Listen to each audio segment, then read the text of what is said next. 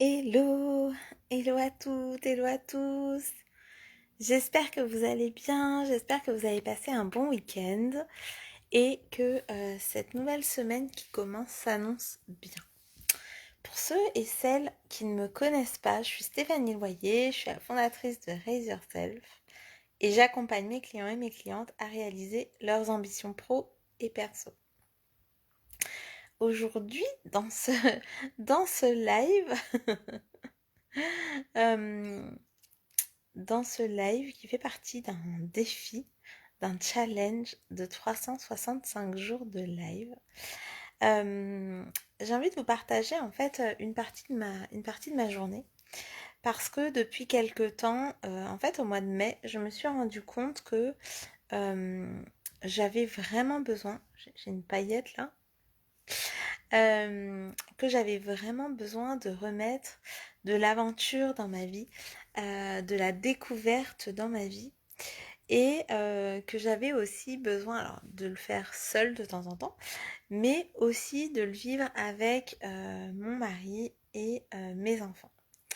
Et du coup, bah, on a pris en fait une décision, enfin déjà on en a beaucoup discuté, parce qu'en fait pour moi la découverte, l'aventure, ça se fait vraiment en présentiel. C'est-à-dire que j'ai besoin de ressentir dans mon corps, avec mes sens, mes cinq sens, que je suis en fait dans un nouvel environnement, dans un nouvel espace où j'apprends des choses, où je ressens des nouvelles choses, où je vois de nouvelles choses. Enfin, voilà. Peu importe de la manière dont ça se fait, mais en fait, j'ai besoin d'être à la découverte de. Et par exemple, pour mon mari, c'est pas tout à fait de la même façon. C'est-à-dire que pour lui, euh, bah ça va de découvrir en fait dans les livres, de partir à l'aventure aussi dans les livres. Et moi, j'ai vraiment besoin d'être en immersion en fait quelque part pour me sentir un peu aller à l'aventure, même si évidemment des fois ça se fait aussi en ligne ou ça peut se faire à travers les livres, mais pour moi, c'est des sensations qui sont différentes. Et du coup, on s'est dit là depuis le mois de mai que au minimum une fois par mois, on partirait à la découverte de quelque chose. Et en réalité, bon, on arrive à le faire. En réalité, on essaye de le faire quasiment une fois par semaine. Et ce qui se cache derrière ça, c'est que on a réussi finalement à rendre ça mais tellement beau en fait, tellement ludique. Même quand, même quand les enfants sont pas forcément d'accord, que eux prennent pas autant de plaisir que nous, c'est ok en fait parce que bah, c'est quelque chose qu'on vit ensemble finalement. Et pour ça, ce dont je me suis rendu compte, c'est, enfin déjà je me dis mais pourquoi on l'a pas fait avant, ça c'est sûr, mais surtout, euh, en réalité il n'y a pas besoin de beaucoup de choses pour ça. Par exemple, aujourd'hui, on est allé visiter vraiment de manière hyper intuitive. En fait, on est allé dans une ville qui est pas très très loin de chez nous et on s'est dit, bah allez, on va aller visiter les jardins en fait du château. Il y a un château, la ville est très jolie, voilà. Donc on va aller visiter. Et en fait, on n'avait même pas, on n'avait même pas remarqué que c'était les journées du patrimoine et que pour une fois, en fait, ce château était visitable. Donc, on a pu visiter le château et voilà, c'était une belle découverte pour nous. On nous a remis en plus des petits cartons avec les spectacles qu'il y aurait pendant cette fin d'année. Et en fait, c'était hyper simple. On a juste pris la voiture, c'est à une demi-heure d'ici, on y est allé et c'est tout. Et ça n'a rien demandé de plus que ça, si ce n'est de prendre dans nos sacs une gourde pour les enfants et deux pommes, une banane, voilà, qu'on avait en plus pour les pommes cueillies la semaine dernière dans un jardin. Donc, en réalité, on s'empêche de faire des choses des fois parce que bah, des fois on a la flemme, hein, tout simplement. Voilà, quand on est bien à la maison, on se dit ah quand même, ce serait bien, et puis on se trouve toutes les excuses du monde pour pas bouger. Et là, on vient se raconter des histoires de dire oui, mais en fait, aller à la découverte d'eux, ça va me demander de l'argent, ça va me demander du temps, ça va me demander de l'énergie, alors qu'en réalité, bah, c'est comme pour tout, ça tient à une décision de dire bah tiens, et si aujourd'hui on faisait ça en fait? Et si aujourd'hui on suivait notre cœur et on allait là où il nous mène et go en fait, il suffit d'y aller. Alors la semaine dernière, on est allé dans un voilà chez un grand maraîcher où on est allé vraiment cueillir euh, nos fruits, nos légumes, voilà. Donc on n'a pas pris non plus tant que ça parce que l'idée c'est aussi de pouvoir les manger sans que ça s'abîme et tout. Mais, euh, mais voilà, ça nous a fait du bien. Et même si les enfants, en fait, finalement, plus que de cueillir les fruits, ce qui les a beaucoup, beaucoup amusés, c'était dans la brouette. Et comme il n'y en avait qu'une pour trois, bah, c'est nous que ça a moins amusé, en fait, parce qu'ils se sont un peu chamaillés, on va dire ça comme ça, dans l'enceinte voilà, de l'endroit où on était, de la ferme dans laquelle on était. Et, euh, et en réalité, euh, bah, ça aurait pu en fait tourner court. On aurait pu dire, bah écoutez, en fait, vous n'êtes pas content d'être là. On est là, c'est aussi en partie pour vous. Mais la réalité, c'est que on le fait pas pour eux. Enfin, en tout cas, moi, je le fais vraiment pour moi, en fait. Je le fais pour moi parce que j'aime aller à la découverte d'eux. Et eux, ils sont aussi partants. Et du coup, ben, ils peuvent pas forcément être hyper raccord avec ce que nous, on aimerait qu'ils vivent, puisque eux, ils le vivent à leur façon. Mais par contre, c'est hyper simple. Ce que je voulais vous dire vraiment, c'est que des fois, on se fait une montagne en fait de ce qu'on aimerait.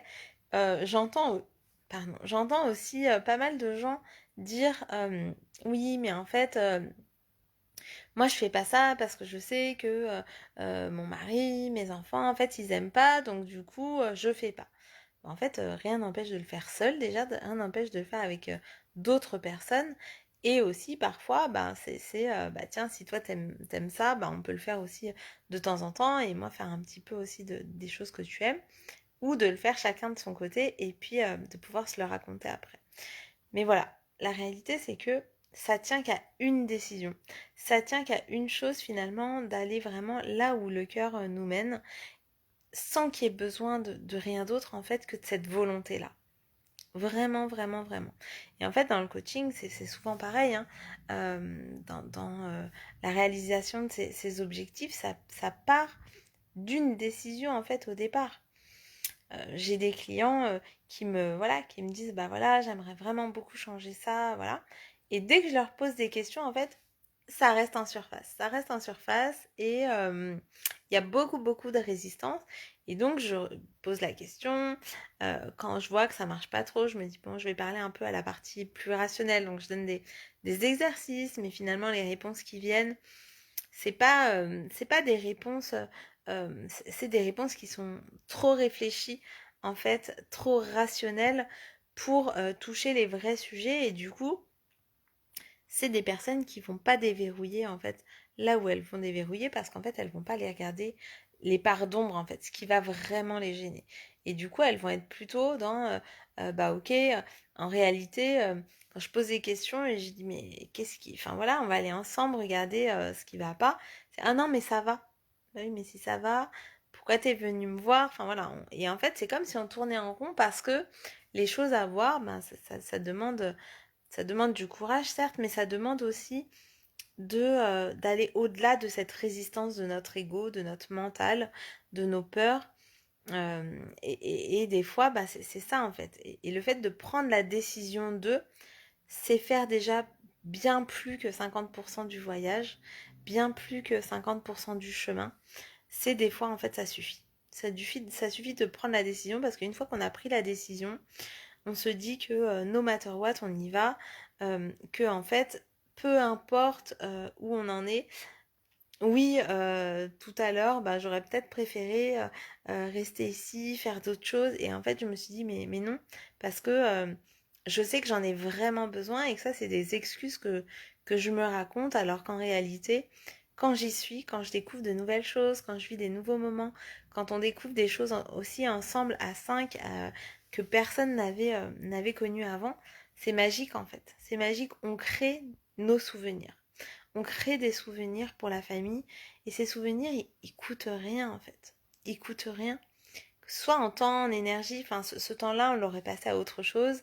Cette énergie-là, bah, en plus, il faisait beau. Au contraire, ça nous a mis en énergie. Les enfants étaient contents. Voilà, ça fait juste du bien, quoi, de se dire que on a décidé quelque chose et on y va, on s'y tient et go. Sans se mettre non plus trop de contraintes, il ne s'agit pas de ça, mais c'est de se dire, tiens, et si aujourd'hui on allait là? Et puis on regarde, et puis on y va, et point en fait. Voilà, ça tient à ça. Donc je vous invite vraiment à vous demander aujourd'hui, sans attendre demain ou après-demain, demandez-vous en fait tout ce que vous avez envie de vivre dans votre vie. C'est quoi vraiment ces choses qui vous animent au plus haut point? Et pas forcément, moi par exemple, c'est les voyages, c'est vraiment les voyages. Mais quand je pense aux voyages, et je peux pas forcément voyager tout le temps, et notamment avec le Covid, ça a été plus compliqué aussi, c'est d'aller regarder un peu plus loin et de me dire, ok, qu'est-ce que j'aime dans les voyages en fait? Qu'est-ce que j'aime réellement dans les voyages?